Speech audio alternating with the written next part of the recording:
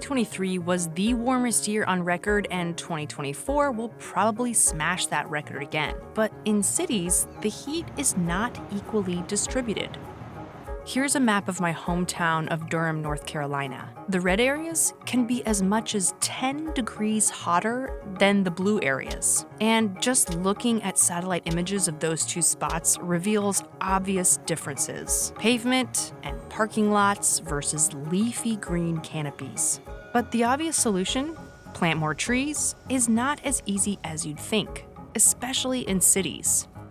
Because trees aren't exactly the predictable pieces of infrastructure that we'd like them to be. So, in a future where every year breaks a new heat record, how do we nurture our best line of defense? The first rule of an urban forest: right tree, right place. So this is an interesting tree. It's a bald cypress, which you don't see in cities nearly as often as some other species.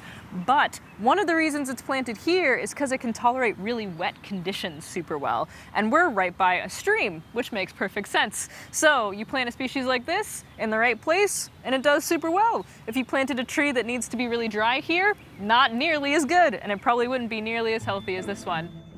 Renata studies urban forests at Duke University. They know the trees in downtown Durham intimately, and we took a tour to see some happy trees and some not so happy trees. So in the last decade, 2 decades, there's been a lot of emphasis on planting trees because we realize the benefits of them. And immediately one of the problems that came up with some of these Million Trees initiatives, for example, is where do you put them? So in cities like Boston, for example, they have smaller sidewalks in some of these older neighborhoods. And if you want to make sure that your sidewalks are accessible to, say, people using wheelchairs, you put a tree in the middle of your sidewalk, a wheelchair can no longer go through. One of the other things we find is the general idea of right tree, right place is really important. So if you're planting a redwood, which I have seen, planted in a very, very small planting space, it's gonna pull up your sidewalk. It's gonna cause problems just because it's a big tree, right?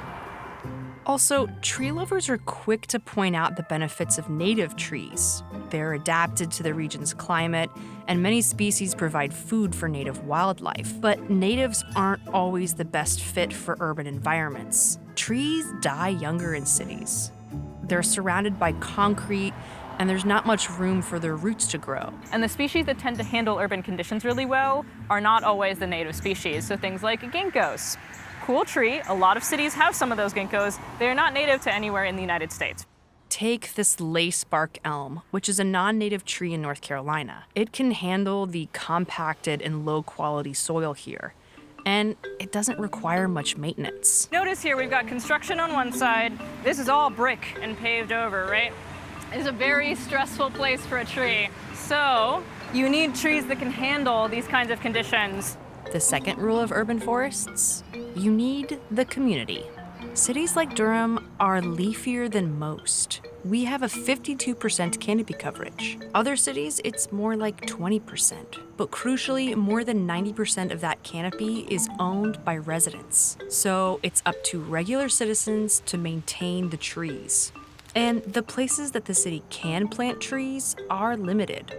So in Durham, for example, one of the places that the city can plant trees is in what's called a right-of-way, or basically an area that is technically public land, but often looks like it's on somebody's property.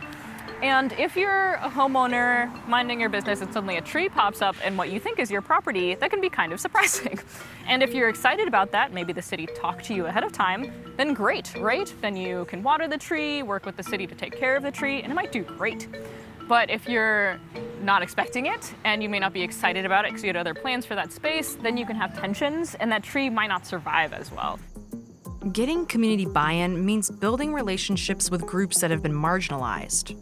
It's no coincidence that the hottest areas on this urban heat map are also the same historically black neighborhoods that were redlined in the 1930s. These areas were officially designated as risky investments, and the city planted far fewer trees along sidewalks and roads. Today, wealthy Durham neighborhoods have 50% more canopy coverage than the redlined neighborhoods. It's the same story in many southern cities. But Renata says that solving those past inequities trees can't happen without community buy-in. Is there a plan to take care of these trees for the next 20, 30, 80 years, depending on the age of the tree, or are you expecting residents to do that? Because in some cities, it's the resident who has to take care of it, and if you're already strapped for money, the idea of several hundred or even more dollars that you have to spend regularly is not exactly exciting. Or they had other plans or uses for that space. If the kids generally play a soccer match on the edge of the road in one person's yard and you put a tree in the middle of it, that may not be exactly what the community wants. They might want a tree somewhere else,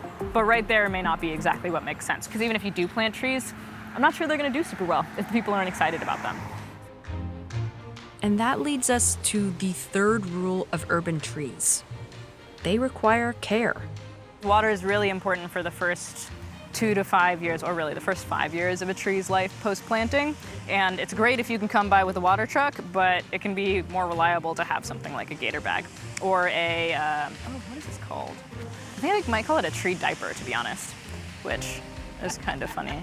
Young trees often get damaged by construction or even routine lawn maintenance, like this little redbud that is still, against all odds, alive. If you get closer, you'll see that what probably happened is it got hit. Even if you do everything right, especially with young trees, they still don't always make it. And sometimes trees grow in places you might not expect or even want. Though I happen to love this one. Trees are still living things, and at the end of the day, they will do what they want. A tree will not grow always the way you want it to. It won't always look the way you want it to. And that's something you have to plan for too, that we are living with other living beings, not just some slab of concrete.